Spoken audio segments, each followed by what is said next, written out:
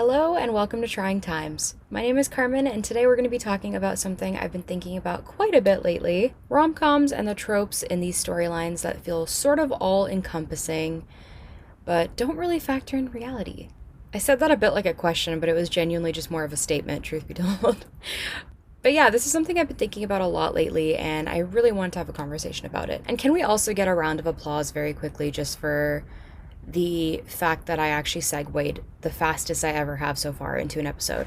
And this is the 23rd episode, so it's only taken me 23 times to get this down, but we're here, we made it, so very happy with that. But I did an episode maybe a month ago talking about my reading list and which books I'd been reading, which did and still does consist of quite a few rom-com based books, if I'm being honest. Each of these have varying tropes that exist in that genre, so there's friends to lovers, forbidden love, enemies to lovers, that sort of thing.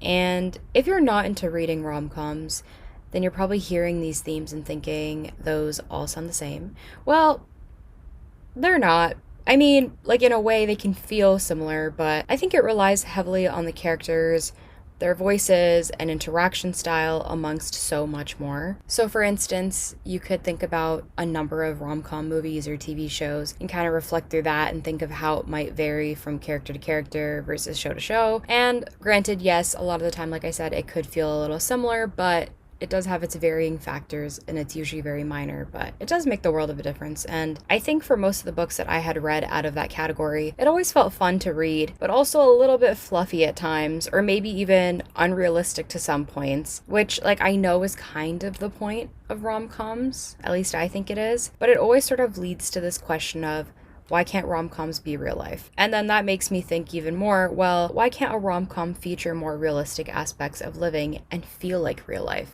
So clearly this put me in a good brainstorming zone, as you can tell, because I'm sitting here asking like the wall rhetorical questions about books. But I guess to some degree though, that means that the books that I've read are great because I'm sitting here having like full internal discussions about them.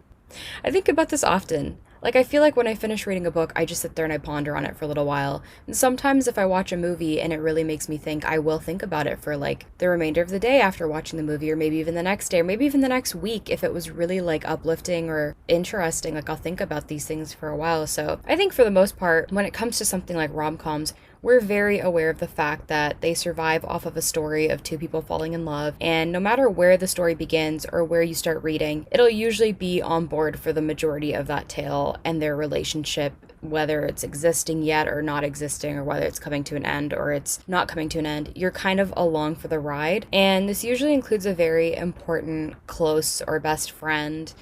I feel like that's a very important component now that I've noticed, and maybe even some family or relatives that just pop in and out of the story. Again, this can be interchanged, so like it could be very close relatives and maybe the person doesn't have a close friend, but like those two components are very, very prominent, I feel, in most of those stories. So there's that, but the overall goal here is that the story is to focus on those two people who are clearly very into each other. And since a book consists of a beginning, a middle, and an end, I think there's room for a lot to be added in there.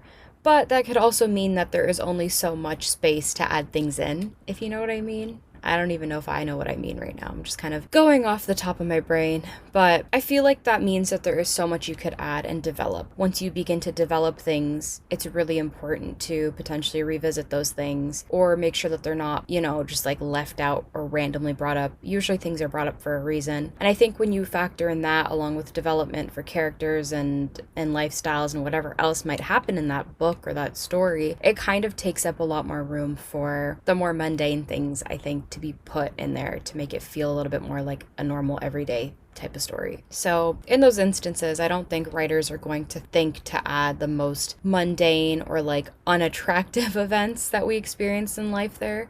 And if they do, it has a sole purpose. So for instance, if someone is waiting in line for something, you can bet this will play into the story in a rather significant way, whether that means, they're bumping into their love interest, or maybe this is just the start of like their daily routine and this is kind of how we get to learn about them. It always has a very specific role in the story, opposed to just being another task in that character's to-do list, if you kind of get what I'm saying now. So this could be where they may meet each other, like I said, the two protagonists or two love interests. It could be where they meet each other. And it just has to overall, I feel, always be influential to the overarching story, because that's kind of what I've noticed this far. Not to sound ignorant, but it's just what I've noticed so far. For another example, if this character is like taking a shower or a warm bath, it isn't necessarily just because they want to. Instead, it's because they might feel stressed because they had a bad day or wish they were having better luck in their life overall. And they're just trying to like almost cleanse themselves of that stress, which is like very symbolic for one reason or another. I can't really like pinpoint it, but it usually has a specific reason in it. And then another example that I thought of, we don't often read about characters having like stomach issues because, well, why would we? I know this is a funny one, but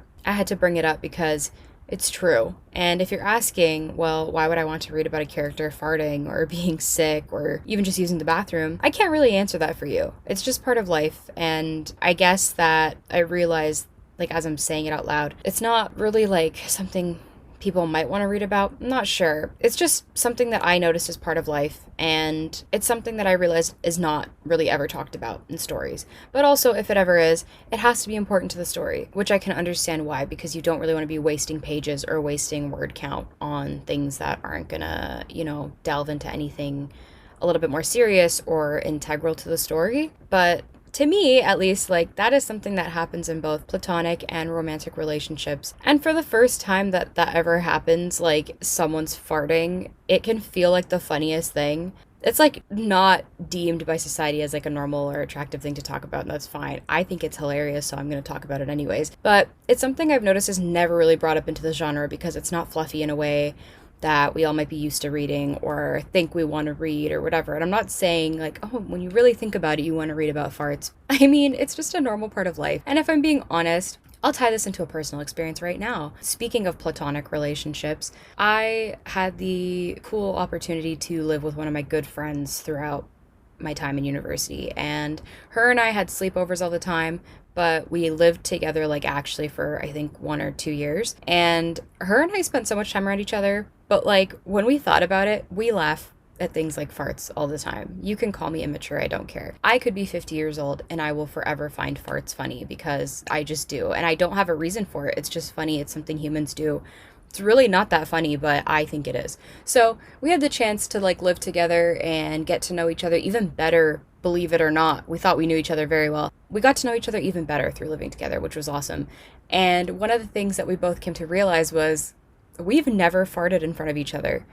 And we know each other very well. And then that placed almost like a pressure because we're just like, oh, when this happens for the first time, it might be kind of weird or like funny or be embarrassing.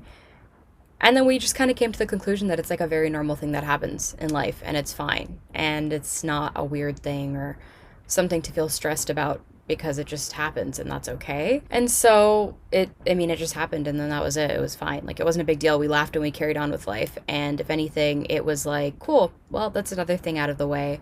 So we don't feel awkward anymore if we felt awkward about it, which I think when we talked about it, we're like, oh, it placed a weird pressure. But yeah, I don't really know how to segue from that back into the topic of rom-coms. But that was a really a very relatable story, I think, that I could share in relation to that because I thought about it and I was like, the only time I've read a rom-com and they've talked about any sort of stomach issues is where a character might have drank too much and got sick in a bathroom or something, and that was it. And no part of it was brought into like just a mundane everyday situation of like you could just be sitting on the couch and maybe you're not feeling great. You know what I mean? So there's that. As I go on though, I realize this is a very funny and random example, but truth be told, I thought about this because sometimes those important components of rom-com books begin to pour over into one another, and if you read enough of those books back to back, it kind of starts to become this like seamless flow of that same ideology or theme, whatever you want to call it. And so, no shade by the way, I still love them, but I'm also just accepting that in many ways they are not always super duper realistic. But that kind of leads me into another question. What expectations are realistic? I don't mean to tear this genre or fiction books down here because in a lot of senses, these books are fictional for a good reason. Some of them can feel a bit more real than others, but then that doesn't mean that that's totally realistic either. And I think speaking personally in these books, a very real component, to me at least, are the mundane things that characters do. So, sort of like I mentioned, maybe that character is feeling stressed and comes home and looks forward to ordering takeout or calling a friend or doing both. I don't know, get crazy. Or maybe they just want to get coffee from their favorite cafe, or they have a chance to get together with friends and just rant about whatever they want. I think the small things like that are what make these stories feel closer to home, or feel more real, at least for me.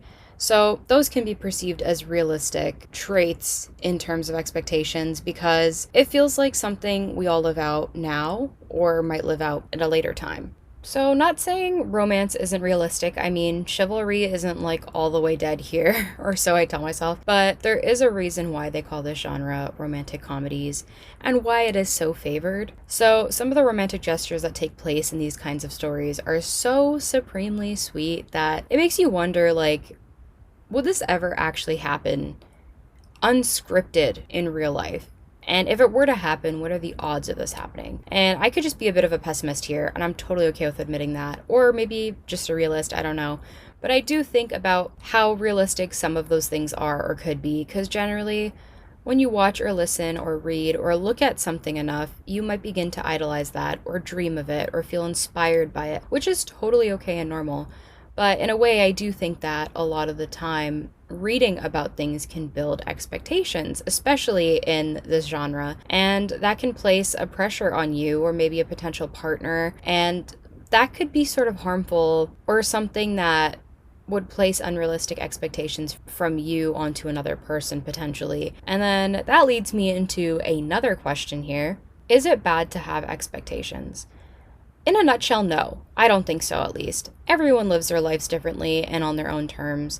And I think having expectations is just another part of life. A lot of the time they can be there to let us down, but it teaches us a lesson. A lot of the time it can be there to set us up for success. It can really go any which way. And in this aspect, what you may deem romantic or loving, someone else may not. So it's hard to say yes or maybe to something like that because we all live with a bit of expectations on things in life, like I said, whether we like it or not. So I don't think reading this style of books is bad at all. My collection personally is sort of just continuously growing, I'm not gonna lie. And I do love it. But I do think that reading enough of something in a specific context can begin to create expectations or standards, and that may not be totally realistic or healthy. I think the level of application that you have while digesting something, like a book or a movie, for instance, is different from person to person. So you could watch something and just be like, oh, that was so cute, and the next person might be like, yikes, I hated that. But the level of what you prefer is obviously personal. So I think sometimes that knowing what you are taking in, book or whatever it may be, is fabricated to a degree. And it's meant to be bringing you those feelings of happiness or sadness or both, and maybe even all the feelings. And that is totally okay. As humans, we love feeling all of the things and all of the feelings. So there's that. But that's just what I think in a nutshell about rom-coms specifically. There is a lot about this genre of media that could be picked apart, if I'm being honest. But I wanted to balance it with the good and the reality. Because at the end of the day, I still love this genre. I don't want to tear it apart. And I'm probably never going to stop loving it. So I just kind of wanted to highlight some things that I noticed in it that just didn't feel real to me and may not feel real to others. I do want to ask you a question though. Have you ever read a rom-com or watched one? That counts too? And then as a follow-up, did you feel like it was very realistic? And if you were able to include something to make it feel realistic to you, what would that be? If you want to answer those questions for real, then let's chat over on Instagram at the Trying Times Podcast, or you can visit the link in the episode description and leave me a voicemail. I'd really love to hear from you and chat more about this. Plus, please feel free to forward me your recommendations of like your fave books or movies because I love to learn about new ones. I mean, obviously rom-coms would be in favor here, but feel free to send anything over because I'm always willing to try new things out. Also, just as a side note, if you're a Spotify user, there's a feature where you can answer a poll at the bottom of the screen of the episode you're listening to. So if you want to do that, go ahead and vote. Finally, don't forget to follow the show so that you can keep up with new episodes. And yeah, that's it for today. I really hope you enjoyed this because I enjoyed talking about this. So we'll chat again soon, okay? Bye.